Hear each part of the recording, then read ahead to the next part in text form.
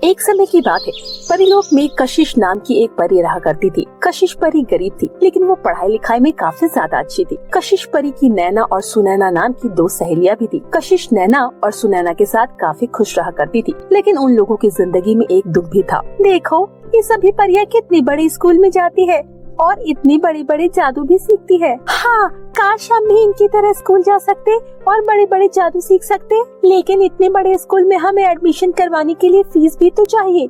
मैंने सुना है इस स्कूल में बहुत ही शक्तिशाली टीचर है जो कि हमें अच्छे से अच्छे जादू सिखा सकती है। हाँ सुनैना, तुम सही कह रही हो। हमारे पास पैसे भी नहीं है और न ही हमें कोई बड़ा जादू आता है। हम सिर्फ नाम की परियां हैं, हमें कोई जादू अच्छे से थोड़ी ना आता है। नैना सुनैना, अगर हम लोग कभी स्कूल नहीं गए तो हम लोग कभी आगे नहीं बढ़ पाएंगे और हमेशा छोटे मोटे जादू तक ही सिमट कर रह जाएंगे। इसीलिए मैं सोच रही हूँ कि हम तीनों के पास अपने अपने घर के अलावा कुछ नहीं है। अगर हम इनमें से 2 घर बेचते और हम तीनों मिलकर एक ही घर में रहे तो हम उन पैसों से स्कूल में अपना एडमिशन करवा सकते हैं और फिर हमें एक बार जादू आ जाए तो फिर हम सब कुछ चुटकियों में पा सकते हैं। कैसा लगा तुम दोनों को मेरा आइडिया? कशिश परी, मुझे तो तुम्हारा आइडिया बहुत अच्छा लगा। हाँ कशिश परी, तुमने हमारी बेहतरी के लिए बहुत अच्छा सोचा है। इसके बाद सुनैना और कशिश परी अपना घर बेच देती है और नैना परी के घर में रहने लगती है और उन पैसों से अपना एडमिशन उस बड़े से स्कूल में करा लेती है। स्कूल की अमीर परियां कशिश, नैना और सुनैना परी का खूब मजाक उड़ाती है। उसी स्कूल में कुंती नाम की टीचर थी जो कि बिल्कुल कठोर स्वभाव की थी। उसे हर काम समय पर चाहिए होता था। लापरवाही करना उसे बिल्कुल पसंद नहीं था। इसीलिए सभी परियां कुंती टीचर से डरती थी और ये बात धीरे धीरे उन तीनों परियों को भी पता चल जाती है। कशिश परी दिल से जादू सीखना चाहती थी, इसीलिए वो हमेशा पढ़ाई में अपना मन लगाकर रखती थी और हर मंत्र को हमेशा अच्छे से याद करती थी। वहीं नैना और सुनैना परी दोनों अमीर परियों के खाने पीने, रहन सहन और कपड़ों पर ध्यान दिया करती थी। सुनैना देखो, उस परी की गाउन कितनी सुंदर है ना, इसने मेकअप भी कितना अच्छा किया है। हाँ नैना, तुम सही कह रही हो। ये सब परियां कितनी ज्यादा खुश होती होंगी। उनके पास नए नए कपड़े और अच्छी अच्छी सैंडल होती है। हम लोग जादू सीख जाएंगे तो हम लोग भी इनकी तरह अच्छे अच्छे कपड़े और सैंडल पहन पाएंगे। तभी कुंती टीचर क्लास में आती है और सभी से बोलती है, बच्चों, मैं आज तुम सभी को एक बड़ा जादू सिखाने जा रही हूँ, इसीलिए सभी लोग अपना ध्यान मेरी तरफ रखना। मैं एक ही बार वो जादू सिखाऊंगी, बार बार नहीं। इसके बाद कुंती सभी परियों को एक जगह लाती है जहाँ पर एक झरना बह रहा होता है। देखो बच्चों, यहाँ पर एक झरना बह रहा है। मैं तुम्हें मंत्र बताने जा रही हूँ। इस मंत्र का सही उच्चारण करने से तुम इस झरने के पानी का प्रवाह रोक सकते हो, जिसके बाद ये झरना अपने आप गायब हो जाएगा। इसके बाद उनकी टीचर सभी परियों को वो मंत्र बताती है, जिसके बाद एक एक करके सभी परियां इस मंत्र को दोहराकर उसे झरने के प्रभाव को रोककर उसको जमीन में अंदर जाने का प्रयास करती है। पर कोई भी परी ऐसा नहीं कर पाती, बल्कि उन परियों के गलत उच्चारण से कभी बारिश होती है तो कभी पक्षियों को दर्द पहुंचता है तो कभी कुछ न कुछ हो रहा था। इसके बाद जब कशिश परी की बारी आती है तो वो कुंती के बताए गए मंत्र को सही से उच्चारण करती है, जिससे झरने के पानी का प्रवाह रुक जाता है। ये देखकर कुंती टीचर बहुत खुश होती है। शाबाश कशिश परी, तुमने तो मेरा दिल ही जीत लिया। तुम क्लास में भी बहुत अच्छा करती हो और तुमने यहाँ भी बहुत अच्छा किया है।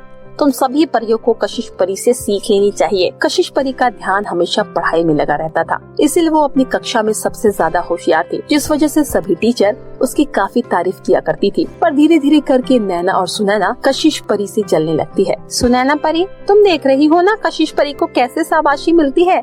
जब देखो तब सारी टीचर्स इसकी तारीफ करती है और क्लास की सभी परियां उसी के पास अपना डाउट क्लियर करने जाया करती है। नैना, तुम बिल्कुल सही कह रही हो।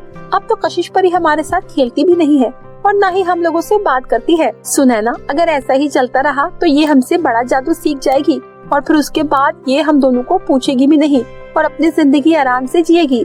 नैना, तो फिर तुम जल्दी से सोचो कि हमें क्या करना चाहिए। सुनैना परी, मैंने सुना है कशिश परी को कुंती टीचर ने पास के एक गांव में छोटी परियों के स्कूल में क्लास लेने के लिए कहा है। क्यों ना हम कशिश परी को उस स्कूल तक पहुंचने ही ना दें और फिर कुंती टीचर का गुस्सा तो तुमने देखा है, वो कशिश परी को बहुत सुनाएंगी, मजा आ जाएगा। सुनैना को नैना परी का आइडिया बहुत अच्छा लगता है। इसके बाद जैसे ही कशिश परी स्कूल से निकलकर छोटी परियों के स्कूल में जा रही होती है, तभी नैना सुनैना परी कशिश परी के सामने आ जाती है। क्या बात है कशिश परी, तुम तो हमसे बिल्कुल भी बात नहीं करती हो, हमेशा पढ़ाई ही करती रहती हो।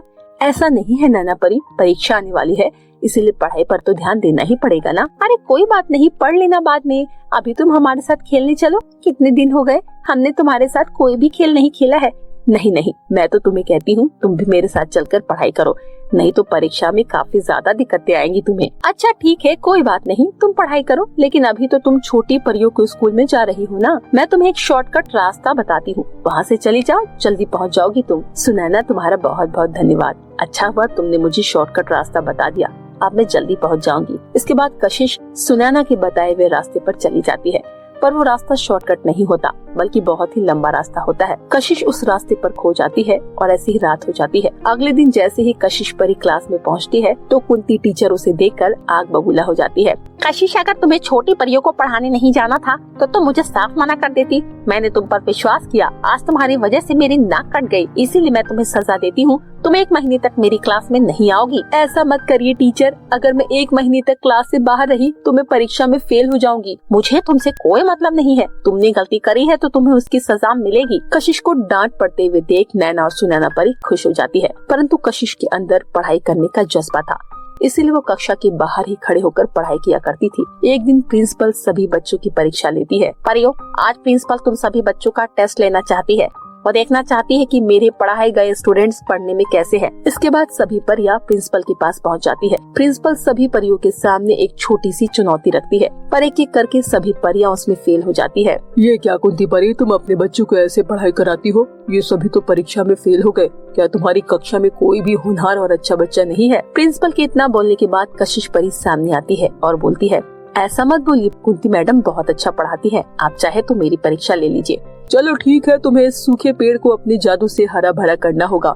कशिश परी को कुंती मैडम के पढ़ाए हुए सभी मंत्र अच्छे से याद थे, इसीलिए कशिश परी वो सब करने में कामयाब हो जाती है, पर मैडम खुश हो जाती है। क्या बात है कशिश, तुमने इतनी कठिन परीक्षा पास कर ली, तुम एक अच्छी और होनहार लड़की हो, भविष्य में आगे चलकर तुम बहुत ही ऊंचा मुकाम पाओगी। कुंती मैडम, मुझे आपकी शिक्षा पर गर्व है, आपकी पढ़ाई में कोई कमी नहीं है, बच्चा पढ़ने वाला होना चाहिए, आगे चलकर कशिश हमारे परी लोग का नाम रोशन करेगी। ये सुनकर कुंती परी को कशिश परी के ऊपर गर्व होता है। ये सब देखकर नैना और सुनैना परी अपने पैर पटकने लगती है। फिर एक दिन नैना और सुनैना परी रास्ते से गुजर रही होती है, तभी उनके चारों तरफ से सांप आ जाते हैं, जो कि तेजी से उनकी तरफ बढ़ रहे होते हैं। लेकिन नैना और सुनैना परी को जानवरों से लड़ने के लिए जो मंत्र कुंती मैडम ने बताए थे वो उन दोनों को याद नहीं थे। लेकिन जैसे ही सांप उन पर हमला करने वाले होते हैं तभी वहाँ पर कशिश परी प्रकट हो जाती है और अपने कुछ मंत्रों का उच्चारण करके उन सब को वहाँ से भगा देती है।